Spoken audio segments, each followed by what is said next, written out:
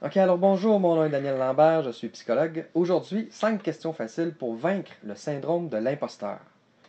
Bon, première chose, qu'est-ce que c'est sur juste le syndrome de l'imposteur?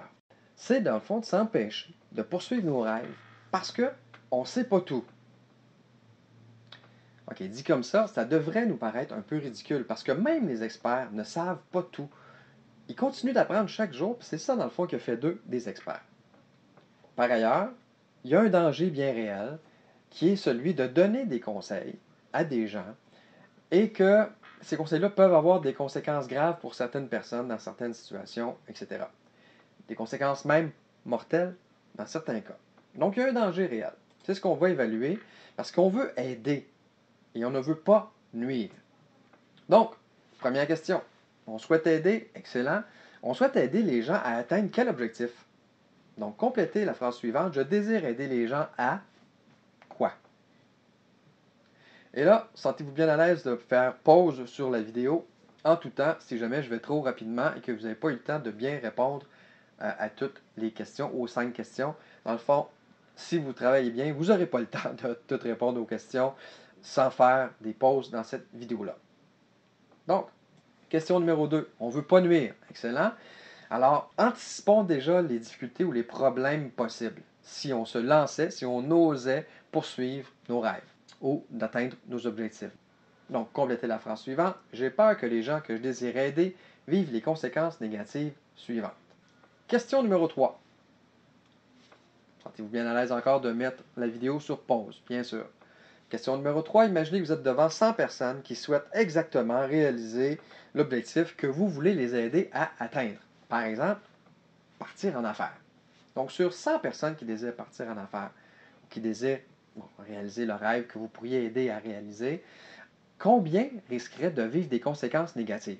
Est-ce qu'il y en a 5 sur les 100? Est-ce qu'il y en a 20? Est-ce qu'il y en a 30? Est-ce qu'il y en a 60? Est-ce qu'il y en a 90? Et là, ici, faites bien attention de ne pas être apocalyptique, de ne pas donc exagérer ce chiffre-là. Mais prenez conscience qu'il se pourrait qu'il y ait des gens que vos conseils pourraient nuire. Combien? Ou induire en erreur. Combien sur 100? Question 4, c'est à l'inverse. Combien de gens pourriez-vous aider sans aucune conséquence négative? Dans le fond, on fait 100 moins la réponse qu'on vient de donner à la question 3. Alors, si je risquerais de peut-être nuire à une vingtaine de personnes sur 100, ben, j'en ai 80 que je pourrais aider sans conséquences négatives, vraiment. OK. Trouvons des solutions pour chacune des conséquences négatives qu'on a énumérées tantôt. C'est la cinquième, ici, la cinquième question. Qu'est-ce que je pourrais faire pour réduire le risque de conséquences négatives? Sur les 20, par exemple, là, que j'ai noté tout à l'heure. Et voici quelques exemples.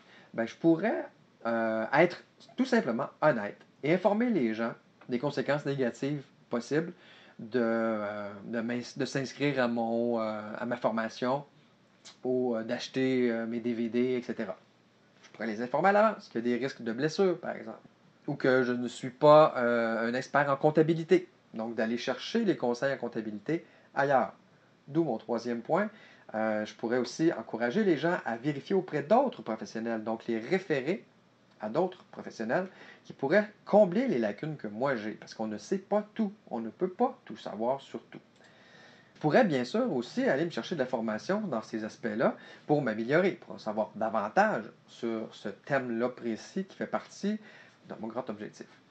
Et bon, je pourrais évidemment aussi, dans la même lignée, demander l'opinion de d'autres personnes lorsque je reçois des questions qui m'embêtent, pour lesquelles je ne me sens pas très à l'aise, pas encore assez à l'aise pour y répondre moi-même. Bon, ça, c'est quelques exemples. Vous pourrez en trouver d'autres spécifiques aux conséquences négatives que vous avez anticipées et que je vous conseille, dans le fond, de résumer dans une sorte de petit tableau comme celui-ci. Les conséquences négatives, combien sur 100 personnes ça pourrait affecter, ça? Et ce serait quoi la ou les solutions pour chacune des conséquences négatives possibles? Ça va nous amener vers deux choix, dans le fond. Un premier où tout le monde perd. Bon, vous êtes devant votre groupe de 100 personnes qui désirent, comme je l'ai dit tantôt, par exemple, partir en affaires.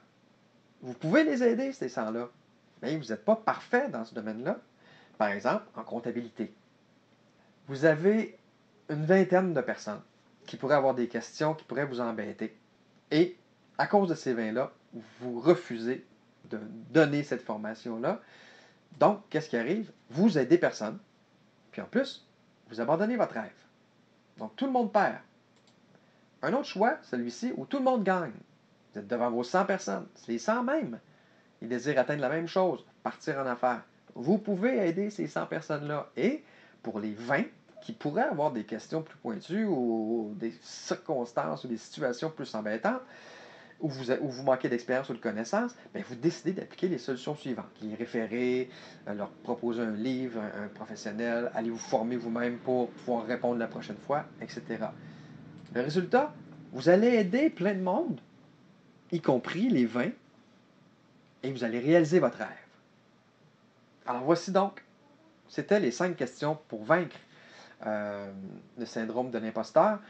Certains d'entre vous, ça pourrait être suffisant pour eux, ça, et pour vous donner le boost d'énergie, la motivation de vous lancer, même si vous n'êtes pas parfait, même si vous n'êtes pas une sommité, même si vous n'êtes pas des experts. Pour d'autres, vous allez peut-être avoir besoin d'aller plus loin. Si c'est le cas, je vous invite à visiter le site conférencesherbrooke.ca parce que cette conférence-là, c'est un extrait d'une conférence qui sera donnée dans le cadre de la programmation automne 2014. Si jamais vous écoutez cette vidéo-là plus tard ou trop tard, sachez qu'il n'est jamais trop tard. Vous pouvez aller sur le même site et cette conférence-là va se retrouver en téléchargement. Alors ici Daniel Lambert, psychologue, qui souhaite avoir pu vous aider à vaincre ce fameux syndrome de l'imposteur.